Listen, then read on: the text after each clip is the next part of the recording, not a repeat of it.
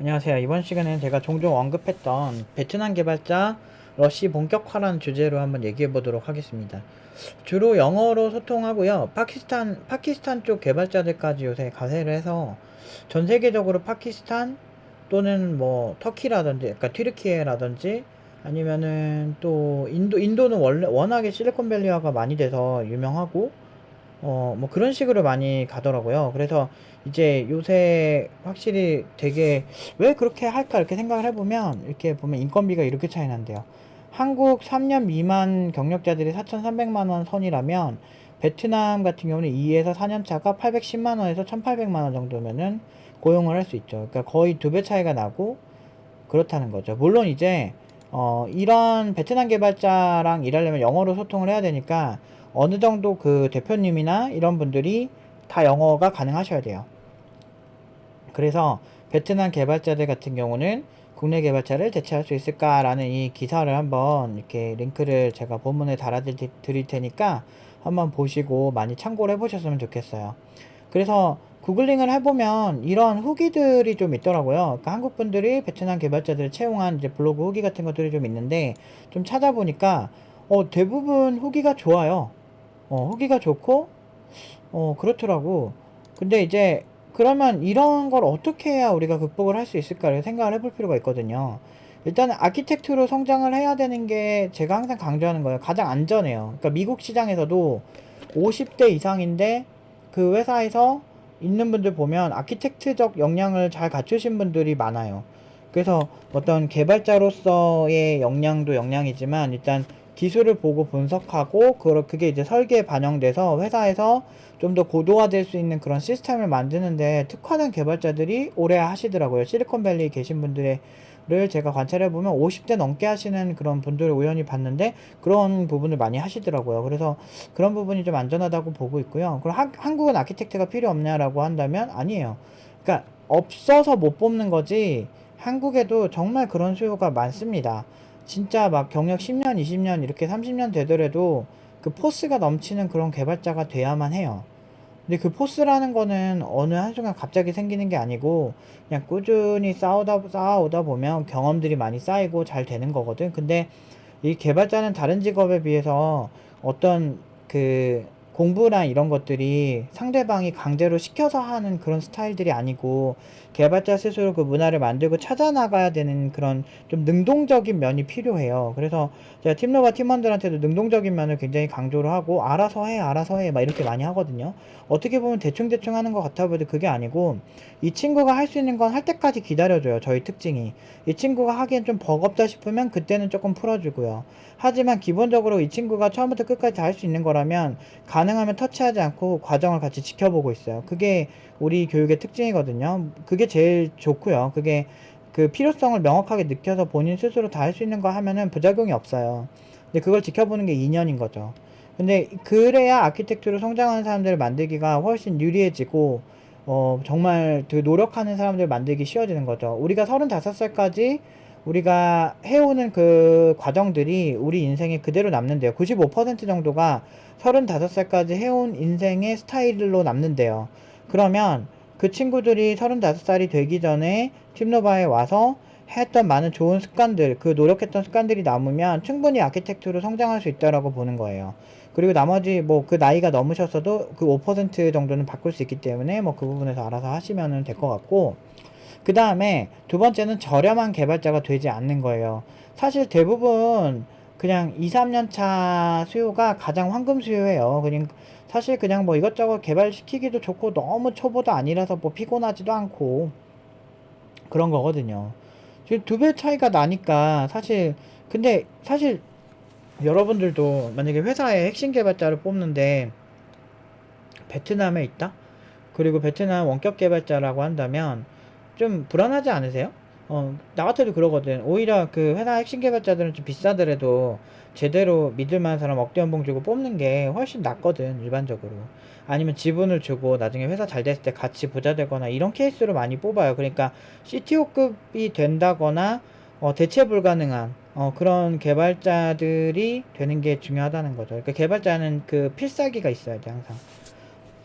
그런 부분이 되게 명확해야 돼요. 매우 복잡한 상황 대응이 가능한 개발자가 되어야 하고, 복잡한 부분보다 이게 왜 써있지? 매우 이거는 이상한 얘기. 매우 복잡한 상황이 대응 가능한 개발자가 돼야 돼요.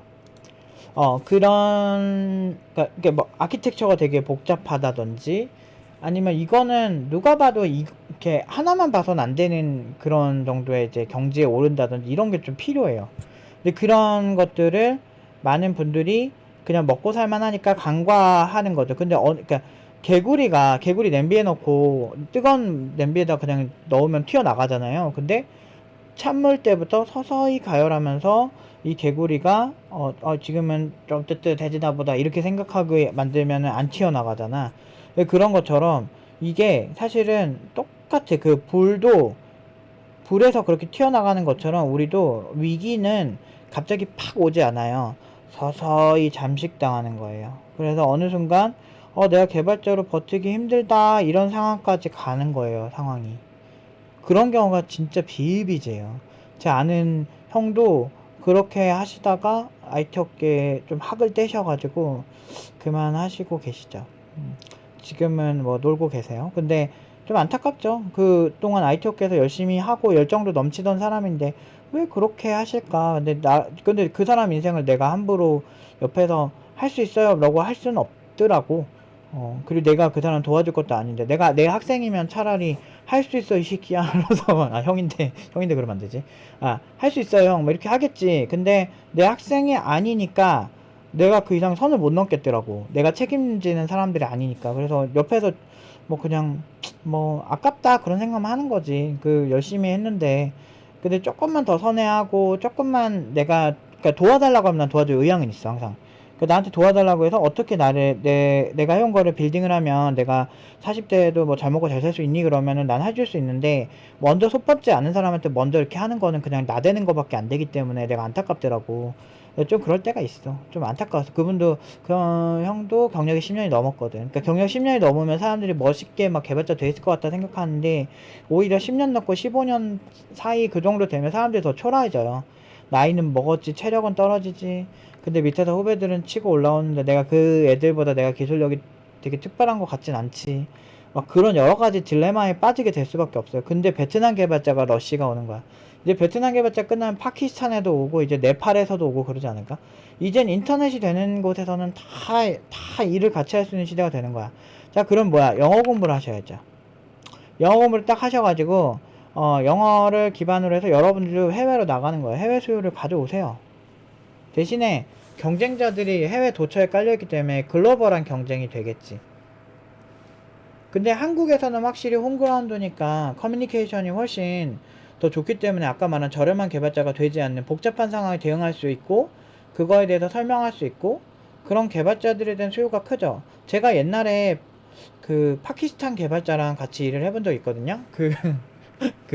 프리랜서 하는데, 근데 내가 몇 번 얘기했는데, 네팔 개발자가 아니고 파키스탄이었을 거야. 근데 막 영어로 주석 다 써있고, 뭐 저도 뭐 번역기 쓰면서 할 수 있었고, 대략적인 건 알아들으니까. 이렇게 막 주석 보면서 이렇게 보고 있는데, 그거를 이제 대응해주는데 막 네팔 종교 행사 했다고 일주일 동안 사라지고, 존나 어이없었어, 그때. 그때 내가 프리랜서 일주일 동안 대신 해줬고, 그 다음에 또 뭐가 있었지? 아무튼, 막 한국 와서 같이 인사도 하고 안녕! 막 이러면서 막 친하게 지내긴 했는데, 일주일 있다 가더라고. 갔는데, 까다롭긴 하더라고. 종교적인 부분이 좀 빡센 게 있더라고요. 막 그런 것도 그렇고, 그리고 그때 그 고객분들이 영어 소통이 좀 잘 안 되는 편이긴 했어요.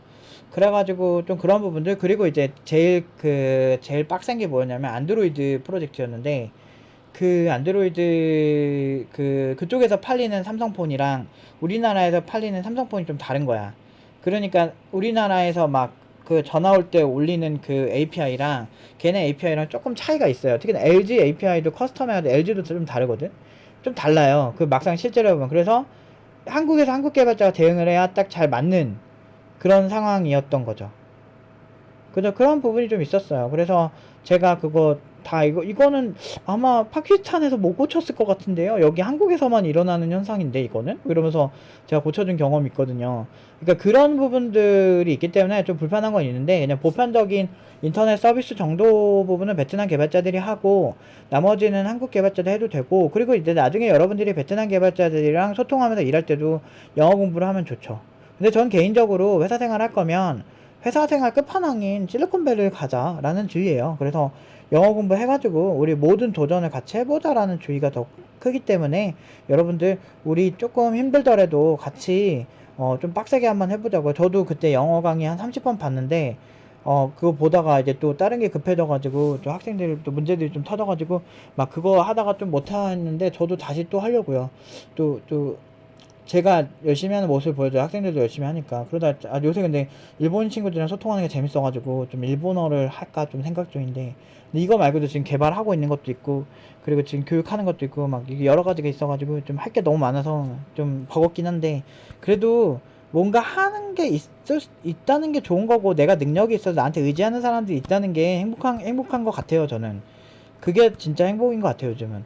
그래서 내가 일을 할 수 있고 사회적으로 나의 위치가 있다는 것 자체가 너무 감사하기 때문에, 오히려 좀 제 생각은 우리가 좀 뭔가 해서 전문가가 된다는 건 내가 그만큼 가치 있는 사람이 된다라고 생각하고 같이 했으면 좋겠고, 그리고 어설프게 하면은 불안한데 엄청나게 잘하면 불안하지 않거든요. 그래서 오히려 내 인생의 삶의 질을 위해서라도 좀 잘하는 사람이 되는 게 좋지 않을까, 그런 얘기를 하면서 오늘 여기까지 하도록 하겠습니다.